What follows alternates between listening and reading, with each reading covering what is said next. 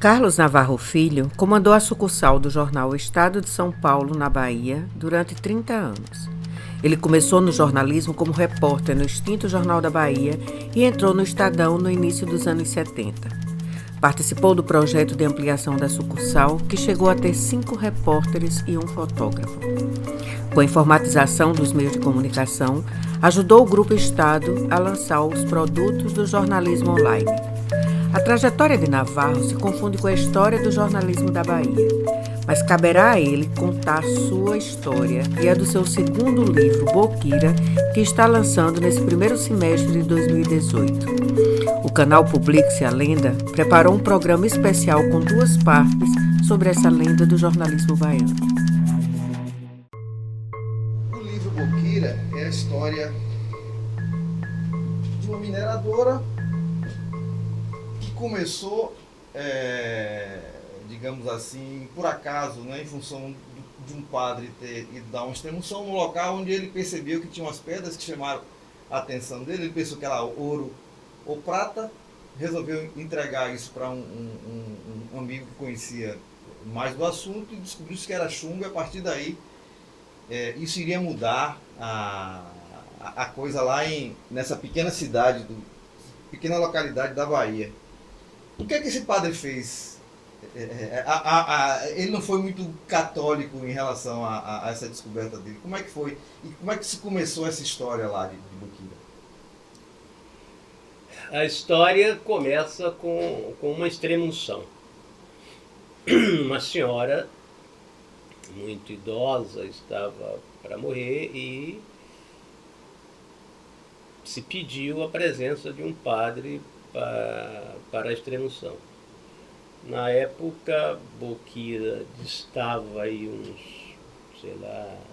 na época não, Boquira dista uns 18 quilômetros, 18 a 20 quilômetros de Macaúbas, que era a sede da paróquia.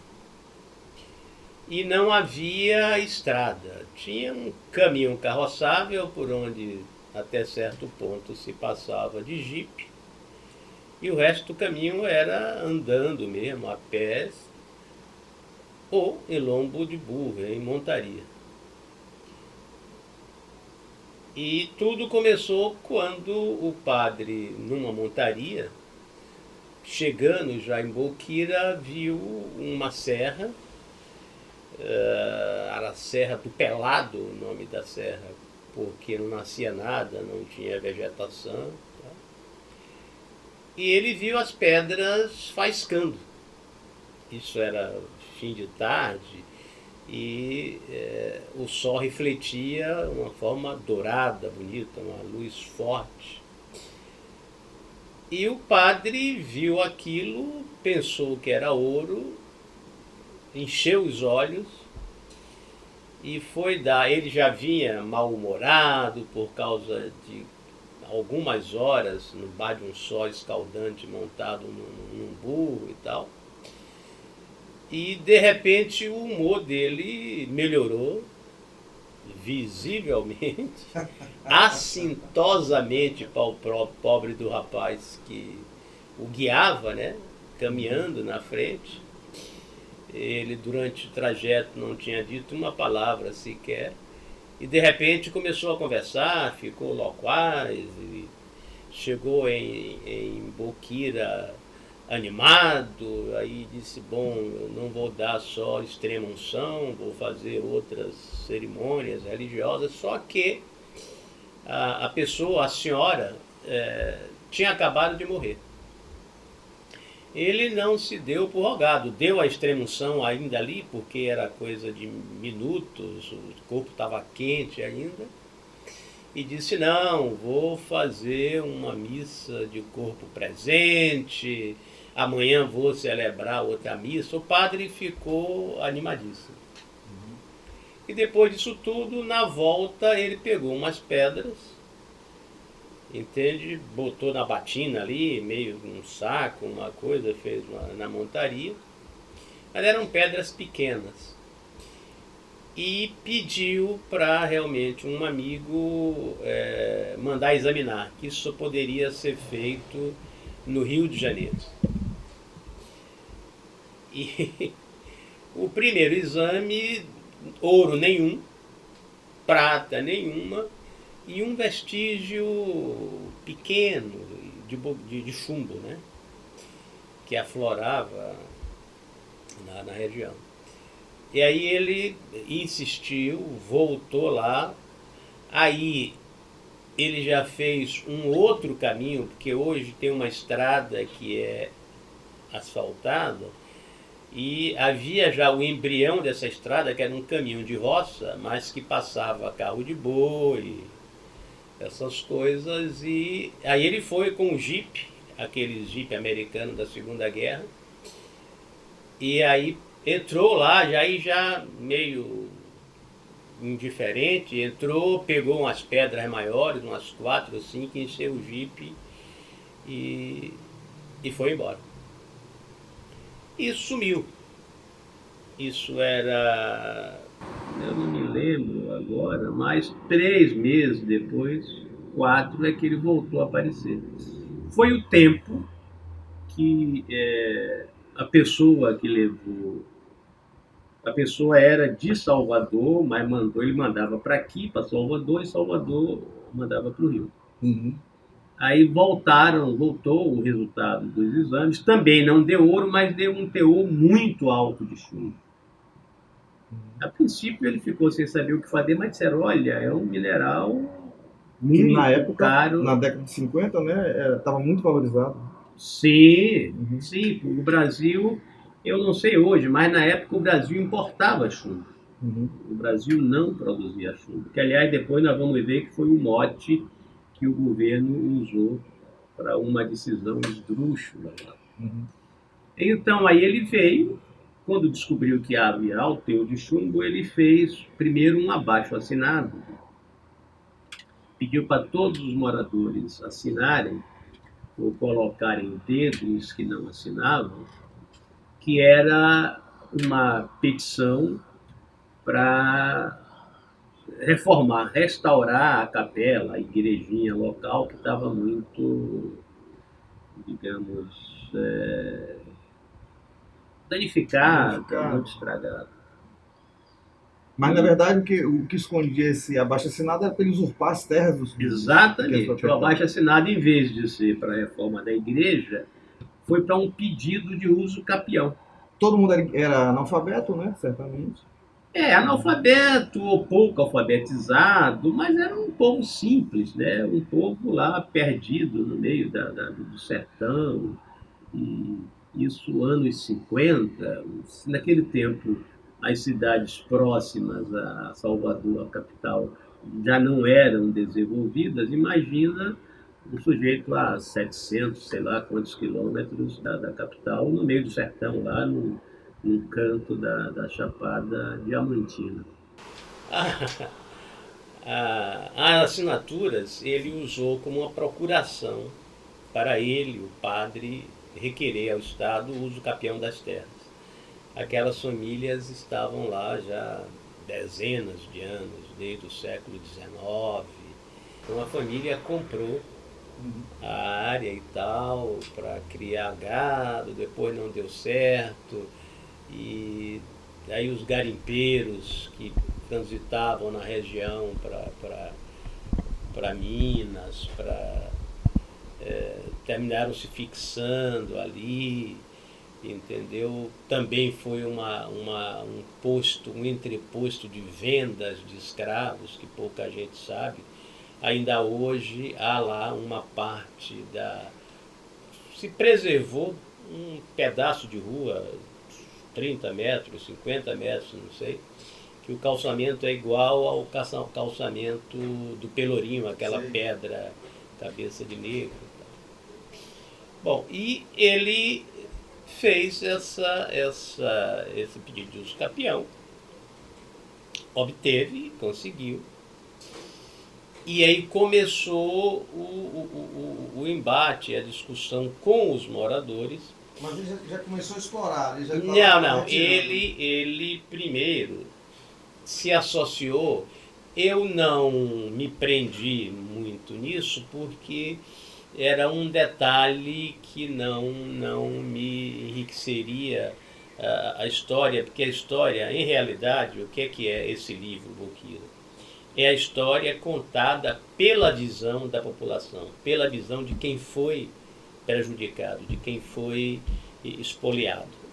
Entende? Então, os detalhes da operação do padre, eu não me prendi muito. Eu tenho, inclusive, esse material, mas não me pareceu muito interessante.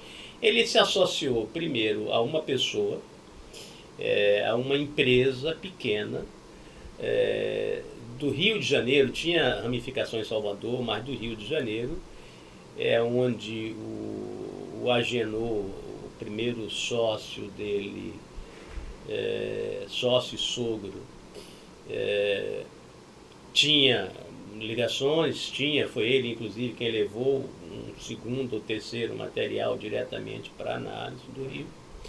E quando se descobriu que era uma coisa muito grande, ele ofereceu no mercado, ofereceu para quem quisesse, grande empresa, explorar. Né?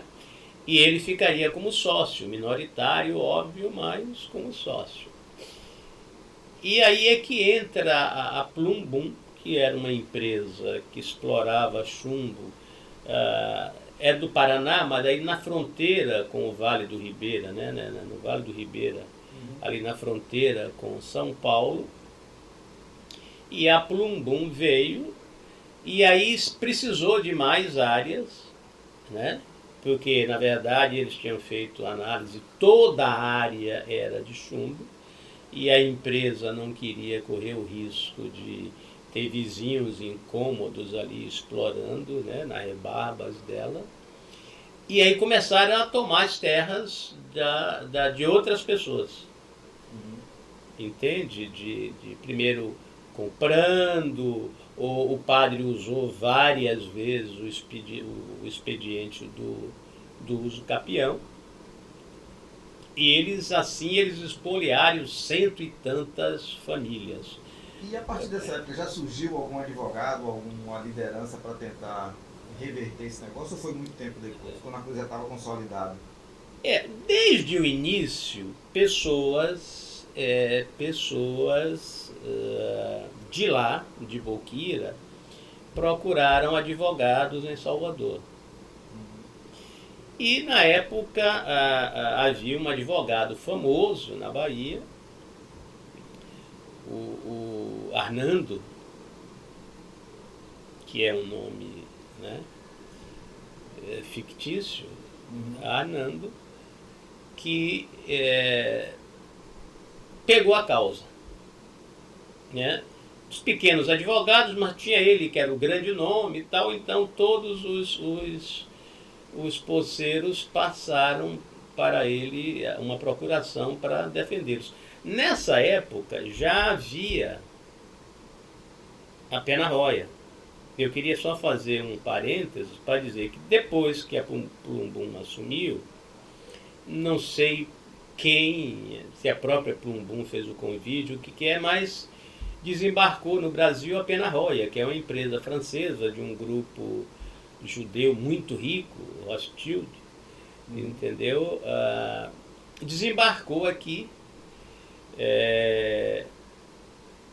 nas graças da ditadura, conseguiu com o governo alguns benefícios, né, para vir para cá, para explorar chumbo, sempre na premissa de que o Brasil era carente de chumbo e a empresa estaria prestando um serviço ao país.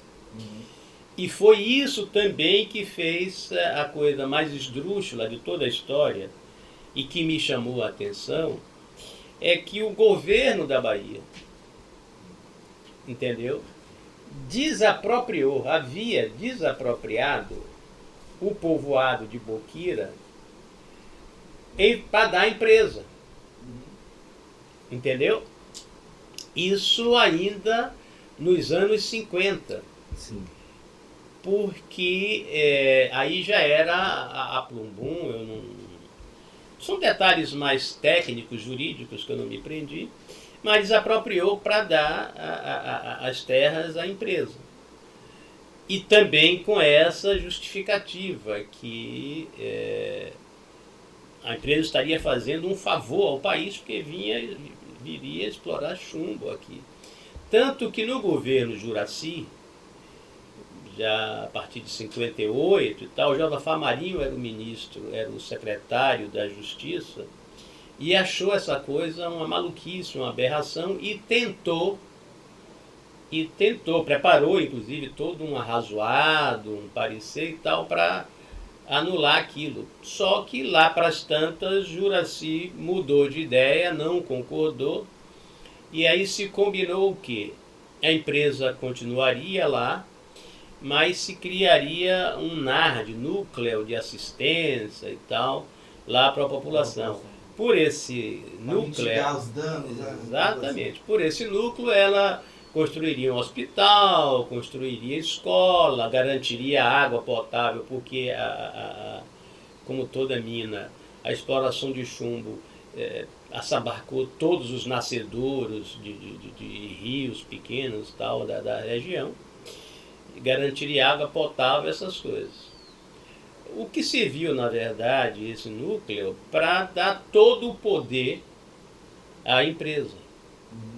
A empresa, no povoado, que depois se tornou município, era a lei, era o juiz, o promotor, o prefeito, mandava, desmandava, entendeu? Ela dominava tudo. Agora, deixa eu adiantar só um pouquinho. A jazida era lá em Boqueira, mas a Penarroio se instalou em Santo Amaro da Purificação para processar o material? Foi o mesmo grupo? Como é que se deu? Porque são duas áreas de dano ambiental e social, né? Uma lá em Boqueira e outra em Santo Amaro, que é no Recôncavo do Bahia. Santo Amaro é a Cobrac. Uhum. A Cobrac, a Companhia Brasileira de Chumbo, uma coisa assim, foi uma empresa criada em Santo Amaro, pela Plumbo e Penarroio, para processar o minério bruto trazido de Boqueira. Uhum. Por que Santo Amaro, não sei, talvez proximidade de logística, né? de escoamento da produção, farta quantidade de água, tem um rio, essas coisas, próximo já à Baía de Todos os Santos, na beira da Baía, né? Ali na verdade tem o rio Subaé e o estuário. Então ali ela processava o minério vindo de Boqueira. E nessa época não existia nenhum freio, nenhum tipo de fiscalização ambiental, e essa situação se transformou num desastre ecológico, talvez igual ao da Samarco, né? Talvez pior. Pior, bem pior. Deixa eu explicar Durou por quê. anos, né? Não durou, dura. Uhum. Dura, está lá. Com a produção, com o beneficiamento do chumbo lá, ele deixa resíduos, né? Deixa aqueles rejeitos, como ele chama, e aquilo vai criando resultado. Por um lado, para o meio ambiente, contaminou o rio, contaminou um estuário do rio na Baía de Todos os Santos. E veja bem, isso quem descobriu depois foi a Universidade Federal da Bahia em pesquisas acadêmicas. Muito depois, das décadas de 70, não 80. Por aí, porque não havia fiscalização, era ditadura, você mandava, estava feito e acabou. A gente tinha, por conta de um acidente aqui anterior de uma companhia de cloro-soda, e que utilizava mercúrio no processo e poluiu gravemente a Baía de Todos os Santos, aquela enseada ali dos Tainheiros e tal, a gente tomou conhecimento de que a maior poluição daquele tipo no mundo foi em Minamata, no Japão, numa baía lá. Uhum. Então, até então, a maior poluição do mundo por metal pesado era na Baía de Minamata, no Japão. Esse caso de Santo Amaro superou, entendeu, o problema da Baía de Minamata. Estima-se que foram jogadas 500 toneladas, 500 mil quilos de resíduos de chumbo naquela região. Isso para o meio ambiente. Para os funcionários, foi mais grave ainda. Pesquisas também da universidade, eu não tenho Isso aí eu não tenho documentação para comprovar, mas estima-se que 300 pessoas morreram ali e dezenas foram contaminadas e... As que manipularam diretamente. As que trabalhavam na Cobrac. Virou uma coisa meio folclórica. Uma época nós fizemos reportagem lá na sucursal do Estadão, porque a gente foi para uma outra coisa, foi para um outro problema, e chegou lá, as pessoas falaram, não, aqui tem os homens azuis da Cobrac. Entendeu? Aí fomos fazer uma matéria com os homens azuis. O que eram os homens azuis? A pessoa com uma contaminação muito grande, com um índice muito grande de chumbo, de metal pesado no organismo, a pele fica com a cor estranha, assim, meio azulada e tal. Então, tinham várias e várias e várias pessoas, todas funcionárias da Cobrac, azuis. E esses azuis e outros nem tanto azuis, também tinham os pés de estrelas. O que eram os pés de estrelas? Feridas, criavam feridas, pústulas pontuais no peito do pé, nos lados, tornozelo e tal. E os funcionários, os técnicos de enfermagem, sei lá, do posto de saúde, ainda faziam gozação, debochavam dos funcionários, dizendo, olha, aqui tem a ursa maior, aqui tem não sei o que lá, a constelação tal. Pois é, viam constelações nos pés das pessoas. Agora, você me dá o gancho ao falar isso para iniciar a questão da reportagem, né? Que você diz até no livro que sua grande frustração dessa matéria não ter podido sair no Estadão em função de ingerências. A tragédia de Minamata teve uma repercussão mundial muito maior do que essa daí, que parece que causou um estrago maior, talvez.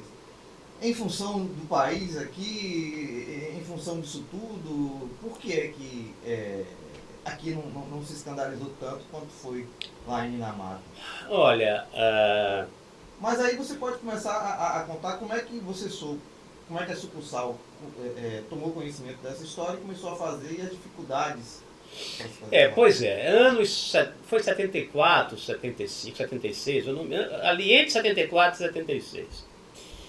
A gente descobriu, eventualmente eu descobri que essa história da desapropriação do povoado para a empresa explorar o chumbo. Eu achei uma maluquice, porque tecnicamente, juridicamente, eu posso até estar errado, estar dizendo uma bobagem, mas eu sempre soube que você desapropria um bem de uma única pessoa para que uma comunidade, uma cidade, em suma, em função pública. Você desapropria de um para que a população, para que uma comunidade se beneficie daquilo. E Boquilha foi o inverso. Então eu achei aquilo meio uma maluquice. E comentando, discutindo com as pessoas, eu descobri o seguinte: na época eu trabalhava no Estadão e estava recém saído do Jornal da Bahia. E aí eu descobri que os jornais locais não mexiam naquilo, primeiro porque a empresa de certa forma tinha a cobertura do governo, da ditadura. Segundo, era uma grande potência econômica local. Terceiro, os jornais não tinham cacife, não tinham como bancar uma cobertura daquela, fazer uma matéria daquela, porque ia ser uma derrocada para o jornal.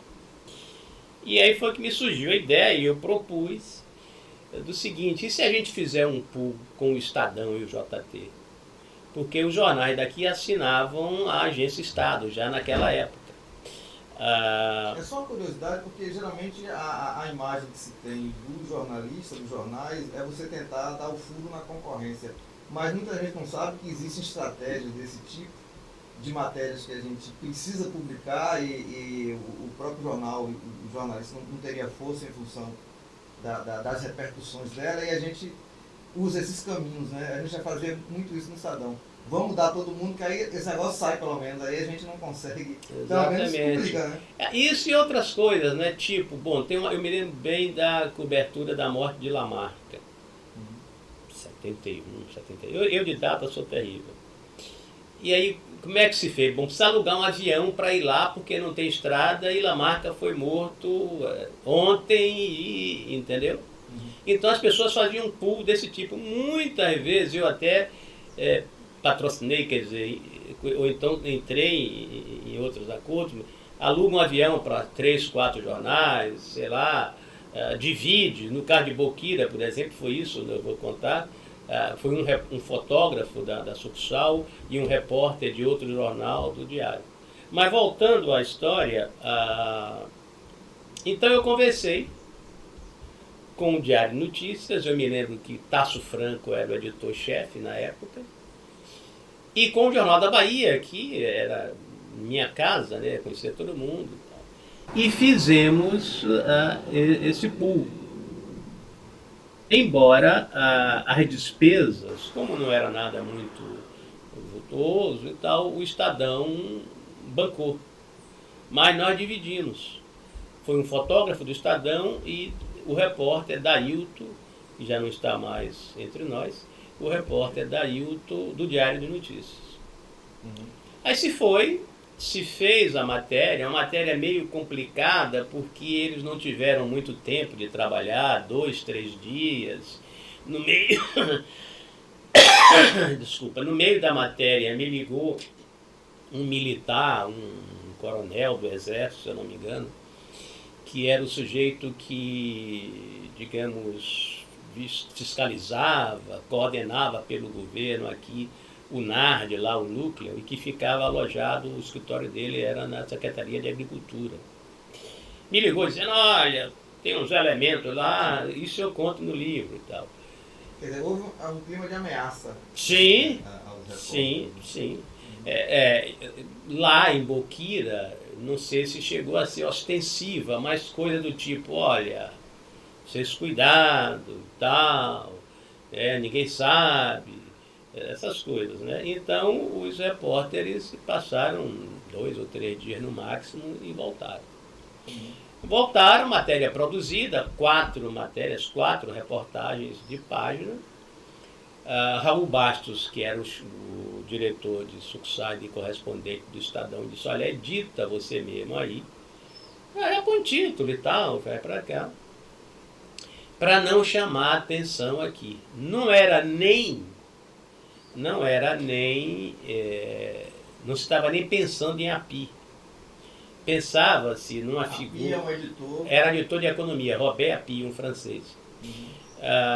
Pensava-se numa figura que eu não vou citar o nome, não é por respeito a ela não, é porque tem descendentes dela, inclusive jornalistas, e podem não gostar e querer até um processo. Mas era uma figura que tinha lá que era dedo duro. Era informante dos militares. Tanto que várias vezes, mas 2, 3 vezes, matéria nossa da sucursal, que a gente mandava, você sabe, o roteiro de manhã, 11 horas, meio-dia, alguém daqui me ligava e dizia, olha, sei que vocês estão fazendo isso e tal. Essa não faz. Exatamente. Não, alguém daqui da fonte, alguém, ou militar, porque naquele tempo tinha militar infiltrado em tudo quanto era lugar, escolas, bancos, em suma. Né? Isso é curioso porque o Estadão que apoiou o golpe de 64, depois rompeu, né? E usou como estratégia uma daquelas coisas bem criativas para driblar a censura ou para desmascarar a censura, que era colocar receitas ou poemas nos locais das matérias. Mas mesmo assim, dentro do jornal existia... Sim. Do governo. Olha, isso aí eu vou dizer. Eles que me perdoem, são meus amigos e tal, mas, de modo geral, o pessoal do Estadão todo era conservador. Era a linha do patrão.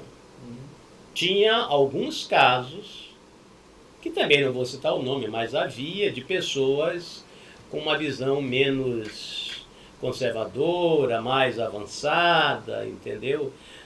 E entre essas pessoas estava inclusive a sucursal de Salvador, que denunciava permanentemente problemas fundiários, problemas de grilagem de terra. A grande vantagem do Estadão naquela época, ele tinha um pecado. Dizia, bom, olha, ninguém fala de Dom Helder. Então, Dom Helder morreu sem ser falado, sem ser citado pelo Estadão. Mas o Estadão fazia uma coisa que a Veja não fazia, que a Isto É não fazia. Ele publicava a sua matéria. Isso, eu sou testemunha disso aí, eu defendo o Estadão.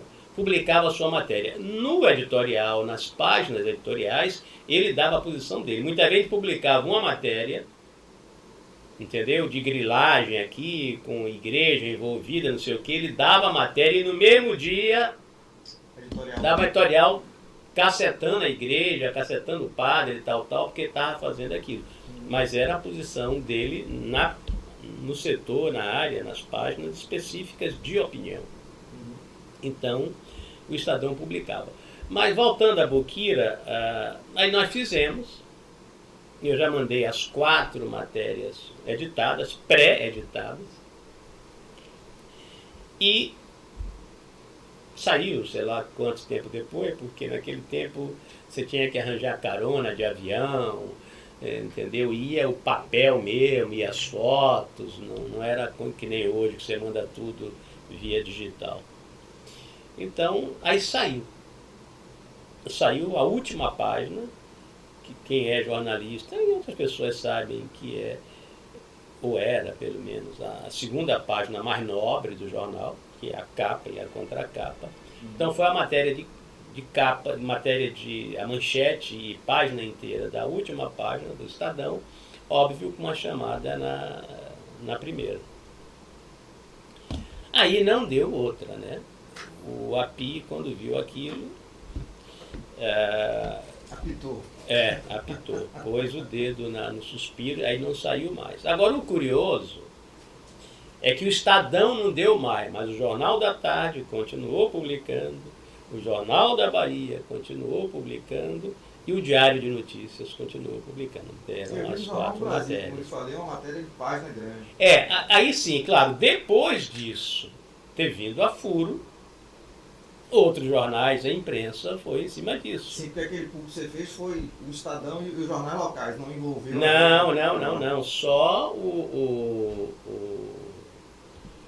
Jornal da Bahia e o Diário de Notícias. Primeiro a gente sabe que as sucursais usam os jornais locais para se pautarem. Sim, isso era comum. Então, a partir daí, outros jornais publicaram e o assunto veio a furo. Entendeu? Então houve uma repercussão a partir disso. Essas são as tais, como é que se diz, recompensas que o jornalista tem, que é ver o trabalho dele reproduzir, é ver o trabalho dele repercutir. Então a partir daí aí surgiram, né? Vieram CPI na Assembleia, CPI na Câmara Federal, processos na Justiça que correm até hoje. Paolo se deu ao trabalho para fazer o prefácio em ir pesquisar isso, e os processos estão ainda correndo, as empresas perderam já há muito tempo, e estamos falando do caso de Santo Amaro, a indenização e tal, e aí conseguem, a nossa Justiça, né, conseguem protelar e tal, e tudo isso é fruto dessa denúncia, né? Na verdade não foi denúncia, é que uma coisa que já estava lá cristalizada. Agora o fato é que esse negócio ficou preso em sua garganta durante esse tempo todo e é a justificativa final, o principal para você ter lançado o livro. Escrever de uma forma romanceada, mais... Uma época, a gente na faculdade, acho que no primeiro ou segundo ano de faculdade, eu, começando com a turma ali e tal, e aí um dos colegas disse, rapaz, nem pense em escrever livro, porque ninguém com menos de 30 anos pode escrever um livro. Ninguém tem bagagem com menos de 30 anos para escrever. Quem foi o Aldemar Vitor que falou isso? Foi Vitor. Foi Vitor. Estava numa turma, eu, Vitor, Paulo, Rino, não sei quem e tal. E Vitor disse, rapaz, nem esqueça, você tem que ter 30 anos pelo menos para ter bagagem para escrever um livro. Então aquilo ficou, né? Ficou e tal. Quando veio Boquira, eu ainda não tinha 30 anos, eu acho. Mas mesmo que tivesse, isso não importa. A frustração foi grande, claro, por causa do Estadão, porque os outros deram, mas o Estadão na época era o grande jornal do país, né? Era o jornal de maior peso, na época era um dos principais jornais do mundo. Eu me lembro que tinha o Excelsior no México, o Post, o Time nos Estados Unidos, o Asahi Shimbun, não sei se era esse o nome, no Japão, e o Estadão, né? Então a frustração foi grande. Aí ficou aquela história, eu guardei os originais e tal, que aconteceu depois, em 88, com Collor.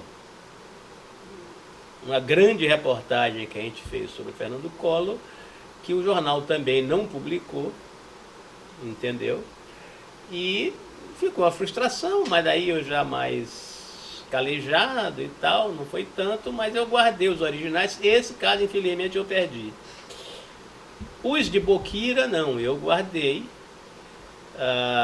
Aí uns 20, 30 anos depois, eu me lembro que eu peguei um estagiário para sucursal. E aí disse a ele, olha, seu trabalho vai ser o seguinte, você vai me vai me digitar tudo isso aqui. O que eu tinha em papel, aquele papel já amarelado, aquelas laudas e tal, e pedi que ele digitasse. Já aí havia computador, já havia, isso significa que foi depois de 85, foi quando chegou o computador na redação.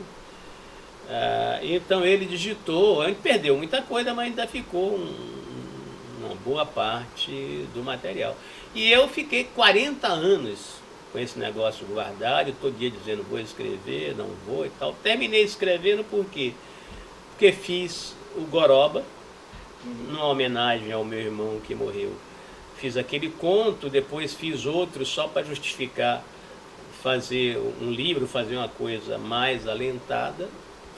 E aí depois que eu fiz o Goroba, nós temos um colega, Emiliano, que dizia, Navarrinho, pô, você escreve, rapaz, escreve, eu estou escrevendo e tal, e você é que me ensinou a escrever essas coisas. Mas eu nunca, sempre tive medo, né, de dizer, bom, eu não quero ser mais eu não quero escrever uma coisa para o cara dizer, entendeu, vaidade besta de repórter. Mas aí depois que eu fiz o Goroba, eu digo, agora eu vou fazer essa droga.